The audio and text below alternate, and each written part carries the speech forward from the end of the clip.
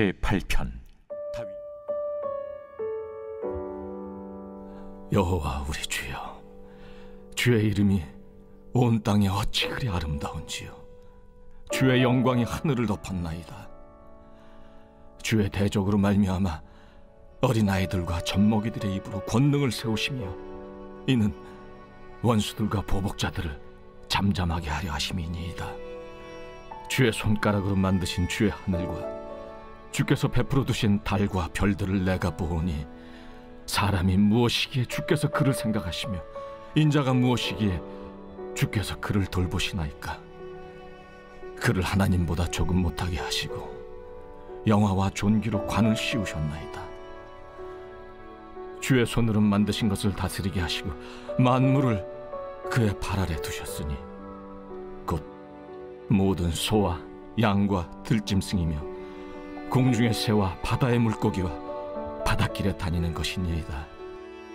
여호와 우리 주여, 주의 이름이 온 땅에 어찌 그리 아름다운지요. 시편 8편은 하나님을 찬양하는 시입니다. 앞선 시편 3편에서 7편까지는 힘들고 어려운 상황에서 하나님께 도움을 구하는 탄원기도지만, 그에 비해 6편은 매우 밝은 어조로 하나님이 지으신 자연과 하나님을 노래하고 있습니다. 그러면 이 시는 단순히 아름다운 자연을 보며 하나님을 찬양하고 있는 것이만 할까요? 제가 볼 때는 꼭 그렇지만은 않은 것 같습니다. 하나님이 살아계심을 알게 되고 그분이 주시는 은혜를 맛보게 되면 세상을 보는 눈이 조금 달라집니다. 내 마음의 중심이 변화되면 같은 것을 보아도 새롭게 받아들입니다.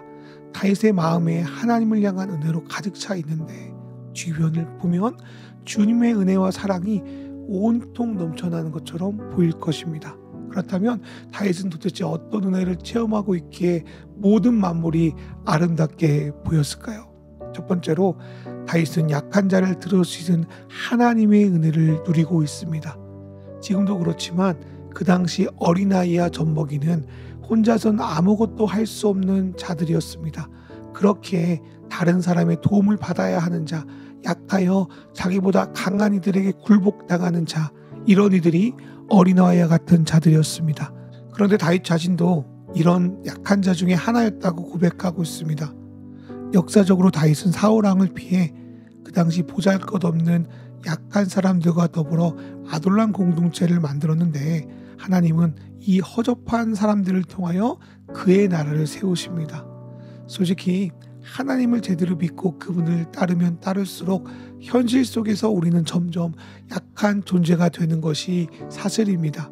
거짓과 갑질이 지혜와 능력이 되는 세상에서 하나님의 선하심을 따른다는 것, 그거는 약한 자가 스스로 되어버리는 바보짓과 마찬가지이기 때문입니다. 예를 들어 다윗이 적재적소에서 진작 힘을 썼다면 이 길고 긴 도피 생활을 멈출 수 있었을 것입니다.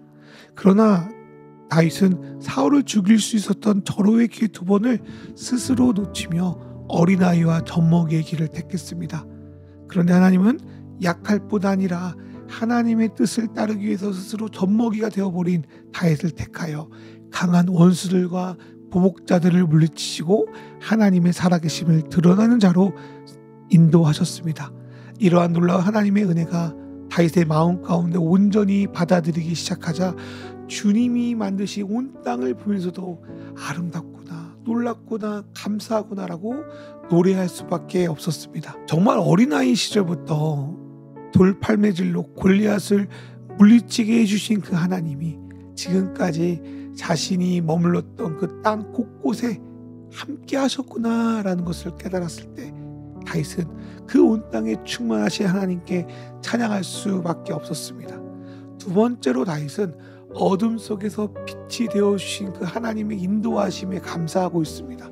다윗은 밤하늘의 달과 별을 보면서 그분의 은혜를 생각해냅니다. 다윗의 지난 삶은 기나긴 어둠을 걷는 것 같았습니다. 그런데 하나님은 다윗의 어둠을 밝히는 달과 별이 되어 이제까지 다윗을 인도하고 돌봐주셨던 것입니다. 그래서 다윗은 별빛과 달빛을 보면서 하나님께서 자기가 뭔데 이렇게까지 돌봐주셨는지 하며 감격해하고 있습니다.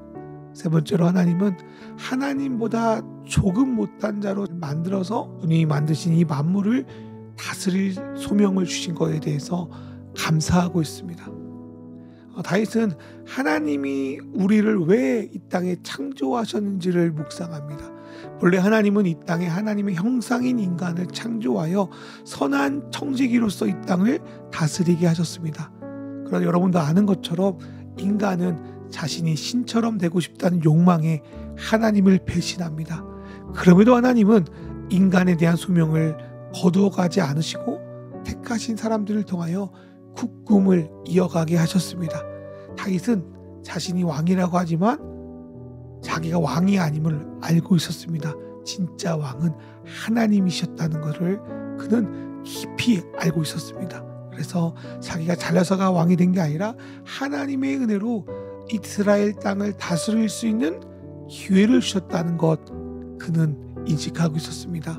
그래서인지 시편 8편 5절에서 8절 말씀은 창세기 1장 22절의 말씀과 매우 유사합니다. 하나님이 이 못난 나를 들어 이 땅을 통치하게 하셨는데, 이 땅을 맡기게 하셨는데 이것은 결국 나에게 에덴을 회복하라는 소명을 주셨구나. 그것들을 깨달을 때 그는 감격할 수밖에 없습니다. 이 구절 안에 그러한 의미가 담겨 있다는 것을 파악한 유진 피터스는 그의 메시지 5절에서 영화와 종교 관을 쉬셨다라는 이 성경의 부분을 주님은 에덴의 새벽빛으로 빛나는 우리에게 손수 지으신 세상을 맡기셨다라고 번역해 놓고 있습니다. 또한 하나님의 청지기로서 가장 중요한 덕목은 5절에서 나오는 나는 하나님보다는 조금 못하다가 아닐까 합니다. 창세 때부터 지금까지 인간의 실패는 자신이 신이 되려는 욕망 때문이었습니다. 현재 내가 아무리 이 땅을 다스리고 지금 잘 나간다고 하더라도 하나님이 그 이후의 계심을 인정할 때야 비로소 겸손함을 유지할 수 있고 그분의 인도함을 제대로 받을 수 있습니다. 또한 교만한 사람이 어떻게 하나님을 찬양하겠습니까? 반면에 자신이 힘들고 어려움이 많아서 자존감이 바닥을 칠 때도 하나님이 나를 하나님과 거의 비슷한 존재, 그분의 자녀로 삼으셨구나. 그리고 하나님은 이런 나를 통하여 하나님의 꿈을 이루어가고 계시구나. 그 사실을 받아들일 때 신앙 안에서 자존감이 회복되고 언제 어디서든 어떤 상황에서든 그 자족함으로 살아갈 수 있습니다. 그리고 솔직히 열등감이 내 마음에 가득할 때 어떻게 하나님께 감사를 드릴 수 있겠습니까? 하나님이 나에게 세상을 맡기셨다는 소명감, 아무리 내가 잘 나가도 하나님의 종이라는 겸손함이 있을 때 우리는 이 세상에 충만하신 하나님을 경험할 뿐 아니라 그분의 아름다움을 진정 찬양할 수 있습니다. 오늘 하루 하나님이 약한 나에게 베푸신 은혜를 생각해 봅시다. 예전에도 지금도 어두운 인생의 빛이 되어서 우리를 인도하시는 그분의 은혜를 떠올려 봅시다. 나에게 소명을 회복시키고 지금도 이루고 계신 그분을 묵상해 봅시다.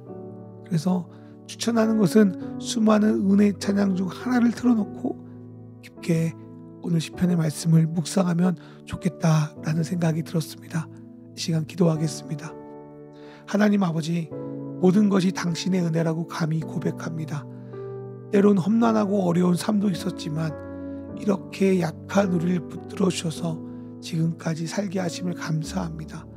어린아이와 같은 나를 돌보시고 젖먹이 같은 나를 들어 강한 자를 부끄럽게 하시는 하나님, 내가 평생에 그분이 주시는 은혜를 누리고 나누게 하여 주십시오. 사망의 음침한 골짜기에서도 어두운 칠흑 같은 밤속에서도 우리를 빛으로 인도해 주시는 하나님, 지금의 상황도 어디로 갈지 모를 때가 많습니다. 당신의 지팡이와 막대기로 당신의 빛으로 우리를 인도하여 주시옵소서. 내 평생에 당신이 나를 신보다 조금 못한 존재, 하나님의 자녀로 부르셨다는 걸 기억하게 하소서. 그래서 자녀답게 맡기신 일을 충성되이 행할 뿐 아니라 늘 겸손하며 주님의 자녀라는 자존감을 지키며 행복하게 살게 인도하여 주십시오. 그러한 은혜 속에서 하나님이 나에게 행하시고 약속한 것들을 묵상하게 하시고 그 묵상할 때 누리는 기쁨과 감사가 오늘 내 몸과 영혼에서 흘러나오는 그런 하루가 될 수 있도록 인도하여 주길 간절히 바라고 예수님의 이름으로 기도합니다. 아멘.